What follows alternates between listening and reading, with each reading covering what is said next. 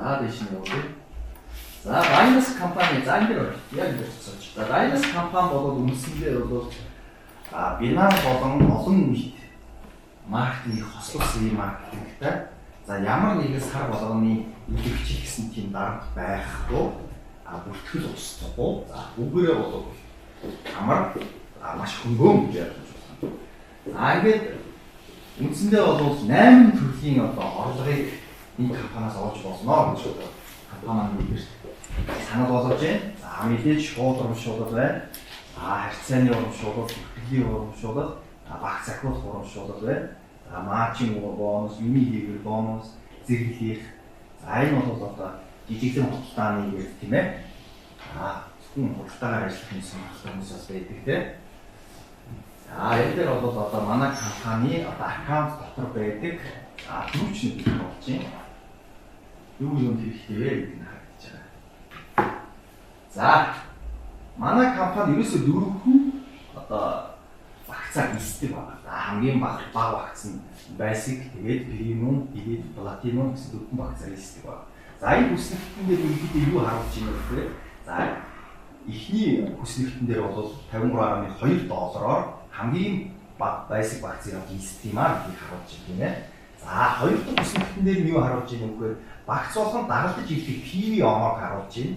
За ингээ 24 PV оноо дагалдаж ирдэг юм байна. За гурав дахь хүснэгтэн дээр юу харагдаж байна вэ гэхээр энэ багцад хэдэн бүтээгдэхүүн ирдэг вэ гэдгийг харуулж байна. За нэг бүтээгдэхүүн хамгийн бага багцад дагалдаж ирдэг юм байна. За дөрөв дэх хүснэгтэн дээр юу харуулж байна вэ гэхээр энэ ямар учиртай тоо вэ гэхээр хэрэг та манай компани basic багцаар орох юм бол аккаунтнаасаа өдөрт $50 авах эрхтэй гэдгийг харуулж байгаа лимитийг. За сардаа та $1512 гаргаж авах эрхтэй гэдэг лимитийг харуулж байна. За basic багцаар орсон та дансандаа $100 цалинтай байж болно. Өдөрт тэрнийхээ $50 гаргаж авах хэрэгтэй гэсэн. 100% гаргаж авах боломжгүй. Үлдэгдэхийн маргааш гаргах биш болно тийм. Энэ нэг өдрийнхэн лимит шүү. За энэ болохоор ингээд сарын лимит. За мэдээж том багцаар орж болно тийм үү $1064. За тэгэхээр бол 480 PV оноо дагалдаж ирнэ. За 20 ширхэг бүтээгдэхүүн ирэх юм бэ. Цалин хөлсний хувьд бол ямар ч хязгаарлалт байхгүй гэсэн үг. За эндээс асуух зүйл байна. Ойлгохгүй шууд ордоор асуугаа гэж байгаа манайхаа. За энэ бол ойлгомжтой хаа гэж бодож байна. За доош болчихъя. За энэ дээр юуг харуулж байгаа вэ гэхээр за би өнөөдөр яг basic багцаар баг багцаар оруулахад нэг бүтээгдэхүүн аварч байгаа шүү дээ. Элит багц чинь 3 бүтээгдэхүүн аварч. Тэгвэл би баг багцнаасаа элит багц руу бас шилжиж явдаг тийм үү? Шилжингууд яг өөр элит багц чинь 3 бараг тавчаас тэрний зүрх бол 2 бараг нэмж аваад 2 дахь багц руу шилжчихээр гэдгийг энэ дээр харуулж байгаа шүү. За дараагийнх. За дэш нь явуулчих. За одоо энэ дээр юу харагдаж байна вэ гэхээр шууд уншуул харагдаж байна тийм ээ. За манай компани ерөөсөө дандаа нөгөө PV онооноос урамшуулалтаа бодож явдаг. За жишээ нь энэ дээр бол одоо иргэн та хамгийн том багц бол platinum багцаар одоо манай компани гишүүнчлээ гэж бодъё тийм үү. За гэтэл за нэг гартаа одоо ингээд хамгийн бага багцыг үрий basic багцыг үрий гэх юм бол шууд урамшуулсан нь $9.6. За энэ $9.6 бол 40%. За энэ 40% хаанаас гарч ирж байгаа вэ гэхээр энэ багцаар ороход нөгөө нэг PV оноо дагалдаж ирдэг шүү дээ. Тэр PV онооных нь 40% буюу $9.6. Нэг PV оноо $1 тэнцдэг. За үүгээр ороход 24 PV оноо дагаж ирдэг шүү дээ, тийм ээ. За энэ ийм учиртай шүү. За тэгээд мэдээж одоо дараагийн багцаар нөрөхөд одоо 28.8. За 3 дахь элит багцаар урахад 29.6. За том багцаар урах юм бол $214 авах нэ гэж ойлгож байна. За энэ дээр манайх бол юу яадаг юм бэ? Бас дараагийн урамшуулт болохоор хослын буюу энэ харьцааны урамшуул. За манайс үжиж пэр урамшуул гэж маш сайн мэддэг тийм ээ.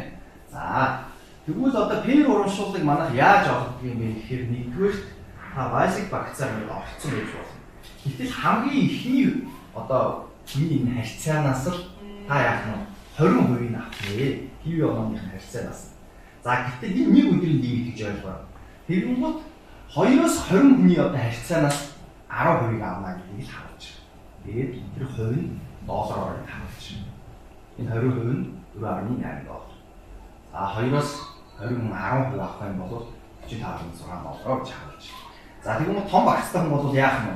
Эхний 1-ээс 20 хүний харьцаанаас 30% авна гэсэн. За том багцтай хүний давуу тал нь за хязгааргүй 21-ээс цаашаа нэг өдөрт хичнээн чүмбэрт гэсэн бол шууд 10% авна гэсэн. Энэ тийм учиртай шүү. Энэс асуух юм байна. Нэггүй ойлгохгүй шууд ордоор нь асуух шүү. Ордоор нь тайлбарлах надад бас амар байна.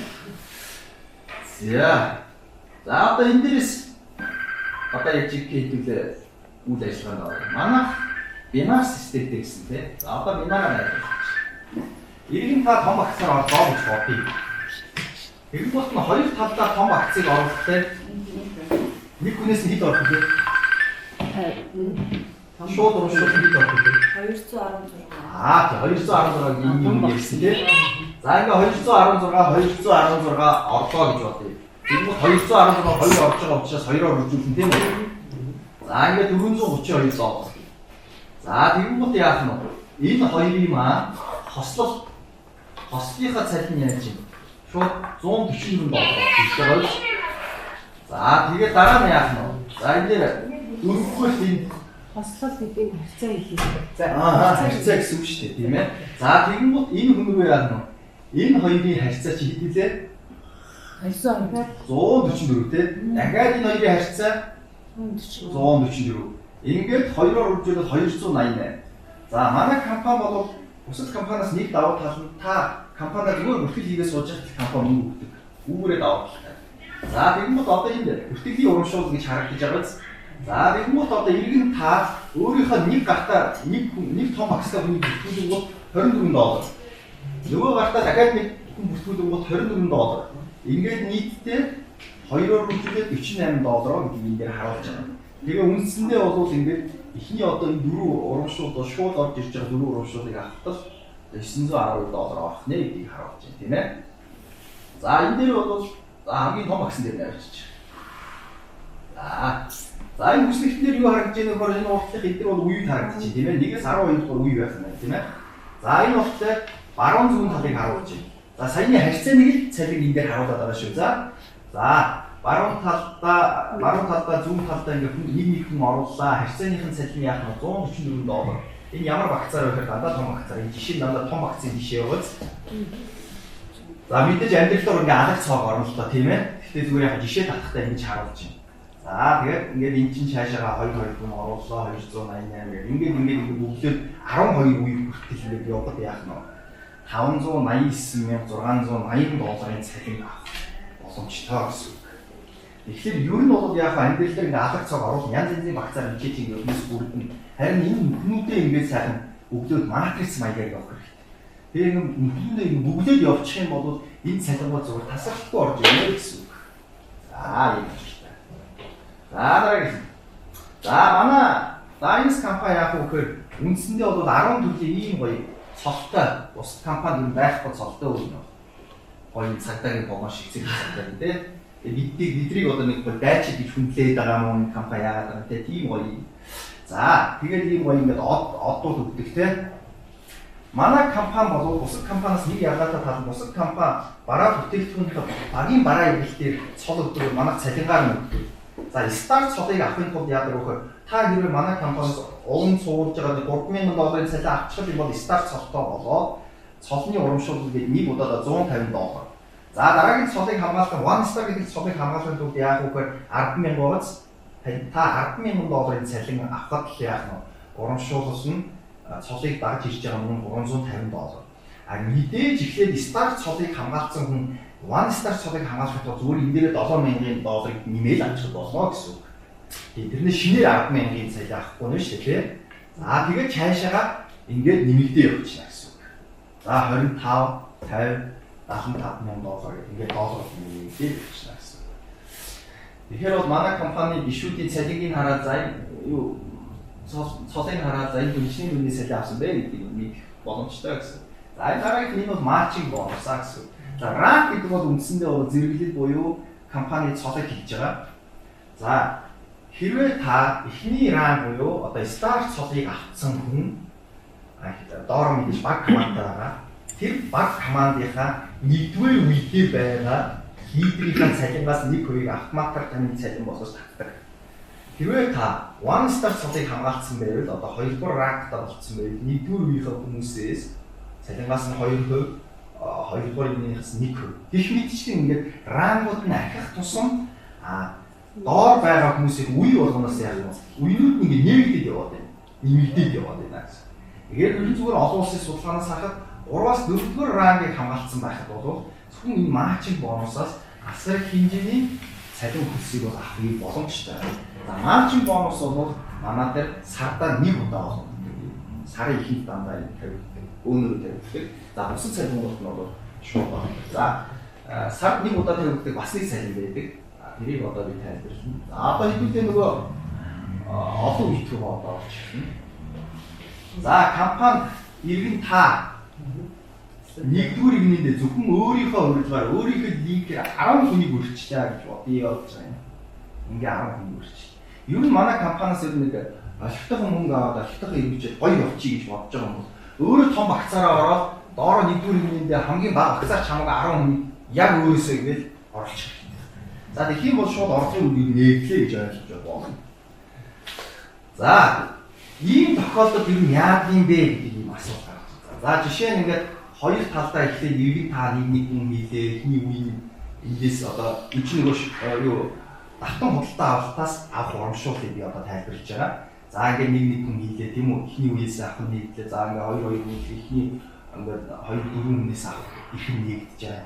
Давтан худалдаа авалтаас нь үеийн давтан худалдаа авах. За ингээд 3 хийлээ 6 боллоо тийм. Ингээд 6 үеийн хүмүүсийн давтан худалдаа авалтнаас хувь татах их нэгдэж байна гэсэн үг байхгүй юу? За тэгвэл одоо энэ 2 талдаа 6 хүнтэй эсвэл 10 хүнтэй байхын ялгаа нь юу юм бэ гэж байна. За мэдээж олон биес аав. Нэгдүгээр ялгаа. Хоёрдугаар ялгаа нь юу гэхээр 6 хүнтэй хүн маань ерөөсөө тэр тухайн одоо үеүүд дээр орсон 6 дахь үе хүртлээр одоо давтан худалдаа авалтыг хийсэн хүмүүсээс л орно. За тэрийг одоо би тайлбарлаа гэж. Жишээ нь ингээд 6 хүнтэй хүн байлаа гэхэд тийм үү?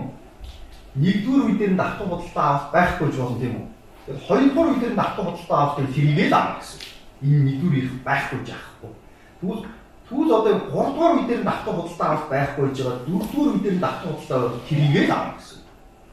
Тэгвэл 10 хүнтэй байхын давуу тал нь юу юм бэ гэхээр нэг 2 дугаар үе дээр чинь давтан худалдаа авалт байхгүй байсан ч та 19 авдаг. Давуу тал нь тэр. Яг тэгвэл 13 4-р үеэс энэ хоосон үеүүдээр чинь шахагдаад нөхөдөө орчихдог. Тэгэхээр үнэхээр яг нэг 10 үеэс авъя гэж 10 хүнээс хийчих юм бол та заавал 10 үеэс авах гэсэн. Тэрүүгээр ялгаатай давуу талтай гэсэн.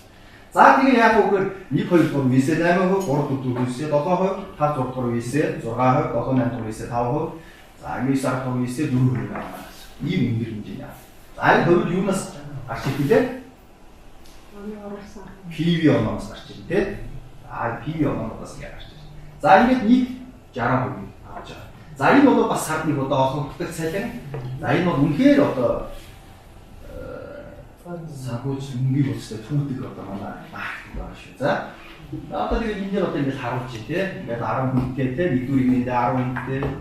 За ингээд 8%, 16 доллар ингээд дараагийн игнэндээ 10 60% хийчих 100 болно. Тэгээд 8% 160 доллар гэдэг. Энэ бол ингээд борооны төсч мөнгө орлоо гэдэг. Мэдээгүй байж хатл мөнгө ороод гэдэг. Энэ бол. За энэ бол нөгөө юу 6 хүнтэй байвал яах вэ гэдгийг харуулж байгаа. Бас ядаж нэг 6 хүнтэй гэж болох нь шүү дээ тийм ээ. Тэгээд доод хүмүүсээ ингээд 6. Гэхдээ энэ анхаас баг 10 хэлсэн дээ дээ. Дээрээ дэмжиж гэж бодож байгаа юм чинь. За одоо энэс асуух зүйл байхгүй бол өнөөдрийн сургалт маань өөр өндөрлж байна. Тэгээд анхаарал тавьсан явдал баярлалаа.